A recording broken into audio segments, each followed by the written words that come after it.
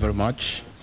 This is a press statement by the United Alternative Government on the fuel scandal in our country, Kenya. Patriotic Kenyans, today we wish to draw the attention of Kenyans to one of the greatest fuel scandals in the history of independent Kenya. We have deliberately taken time to look into the oil scandal that has hit Kenya in the hope that the government of President William Ruto would be kind to the people of Kenya and save them from further agony.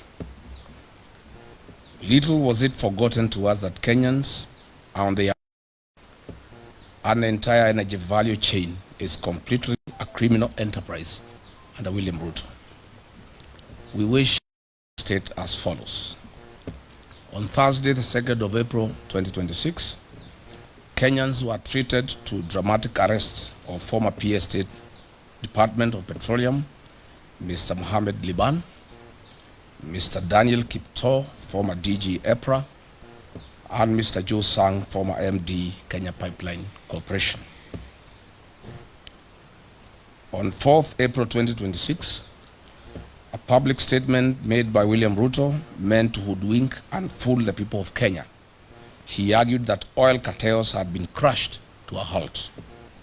Further, he strongly stated as follows, that the international oil companies, IOCs, had not declared their inability to perform their obligations under contract. Yet we know that there was official communication requesting a contract review and price adjustment following the Middle East crisis. The other trio had resigned, yet they were forced to resign during the Easter weekend while still under police custody. That the three accused persons would be charged in a court of law for various offenses. The three international oil companies, IOCs, in the so-called G2G arrangements are Saudi Aramco, they supply diesel and super petrol; Abu Dhabi National Oil Company, ADNOC, they supply diesel and jet fuel; and Emirates National Oil Company, ENOC, they supply super petrol. These IOCs supply and distribute fuel through 6 hand-picked local oil marketing companies.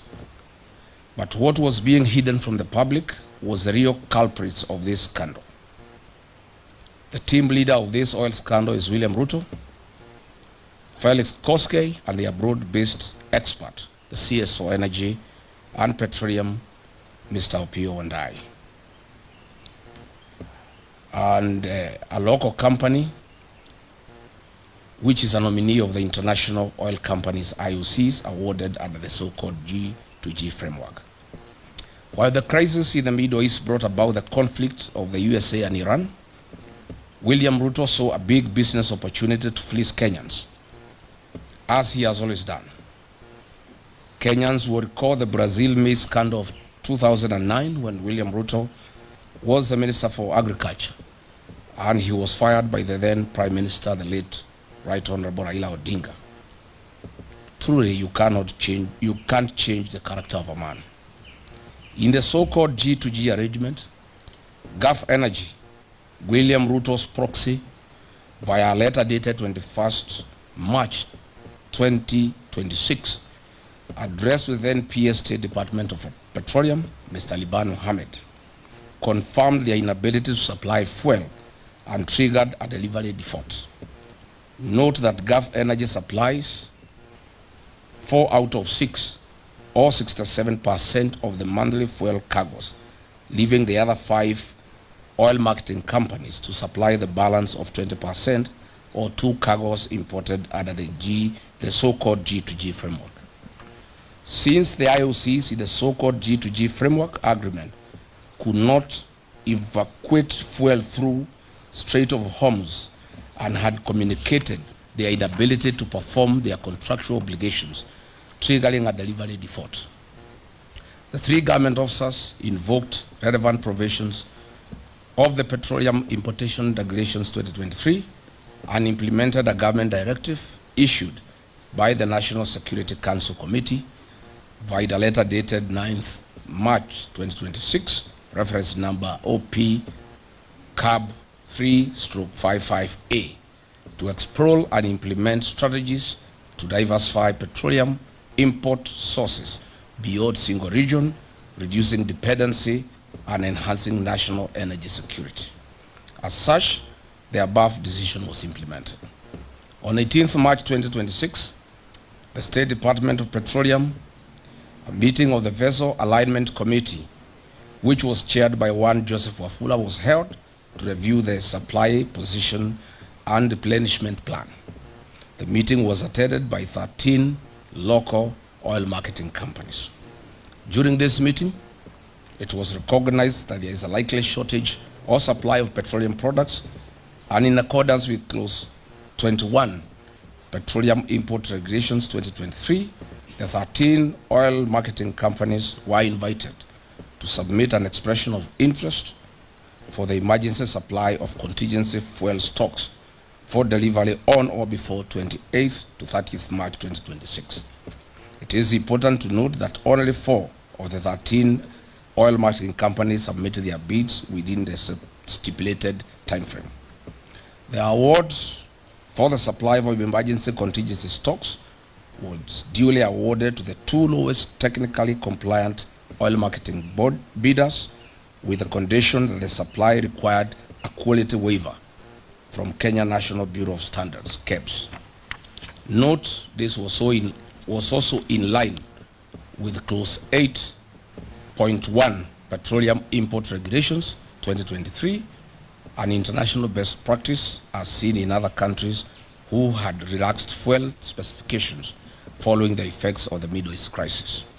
Subsequently, via the letter dated 28th March 2026, reference MITI/CS/Volume 1/Waiver Number 3, signed by Honorable Lee Kenyanjui, CS Minister of Investment, Trade and Industry, addressed to the Honorable P.O. Wandai, granted waiver for oxygenates, manganese, sulfur, and benzene parameters in the KSES 158/2025.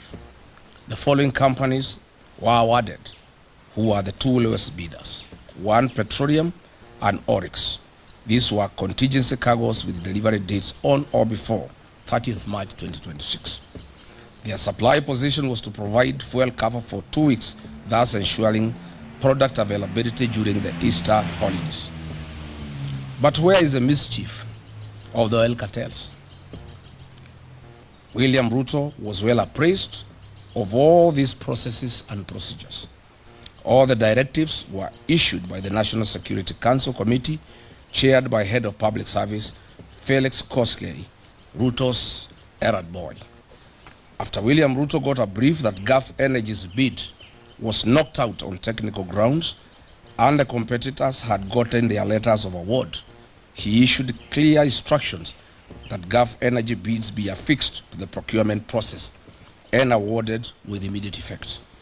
Gulf Energy submitted their bids 3 days later, on 23rd March 2026, after the awards had been executed. Their delivery was for the 8th to 15th April 2026, which was 10 days past the preferred date range of 28th March to 2nd April 2026. The bid of Gulf Energy was rejected by the Vessel Alignment Committee, State Department of Petroleum. This being William Ruto's proxy company that supplies 80% of monthly cargoes, he exercised political power. Characteristic of him, this is when the head started rolling. He knew that he had lost profit worth billions of shillings. Through a remarkable architecture, conman attitude, William Ruto orchestrated a terrible propaganda that the fuel supplied was substandard despite the comprehensive compliance due process followed by the gallant then government officers. To date, the 3 arrested Kenyans, PS Liban, DG EPRA and MD Kenya Pipeline Company, have had no charges preferred on them. Why? They had no case to answer as they followed and applied the law strictly. The real culprits in this scandal are William Ruto and his broad-based expert, the Honorable P.O. Wandai. Concurrently, unmaliciously on the night of 5th and 6th April 2026. As this drama was being executed, William Ruto dispatched a high-power delegation led by CS Wandai, Acting CEO EPRA Engineer Joseph Okech, and other senior government officials together with Gulf Energy to renegotiate new pricing with the international oil companies whose nominated agent is Gulf Energy, a proxy of William Ruto. These prices were negotiated in Dubai, and if you recall, that is why Opiyo Wandayi was not available when he was summoned by Parliament, as he was negotiating these prices in Dubai to take into consideration the profit of William Ruto in the new price structure. Kenyans now have to pay for the greed and business of William Ruto, not only on the pump, but across all sectors of the economy. Yesterday night, they increased prices of super petroleum by Kenya shillings 28.69 and diesel by Kenya shillings 40.3 per litre, a historic high since Kenya's independence. You recall 2 weeks ago I announced the price increase of 40 because I had information from the team that was negotiating in Dubai on behalf of William Ruto and his people. Following the April 14, 2026 price adjustment, Mr. William Ruto will earn a profit of Kenya shillings 5 per every litre consumed by the people of Kenya, or the equivalent of 2.5 billion Kenya shillings, from the 500 million litres to be supplied for the region's consumption. Since the inception of the so-called G2G agreement, Mr. William Ruto has earned a cool 30 billion shillings in profit from the supply of petroleum products to the region.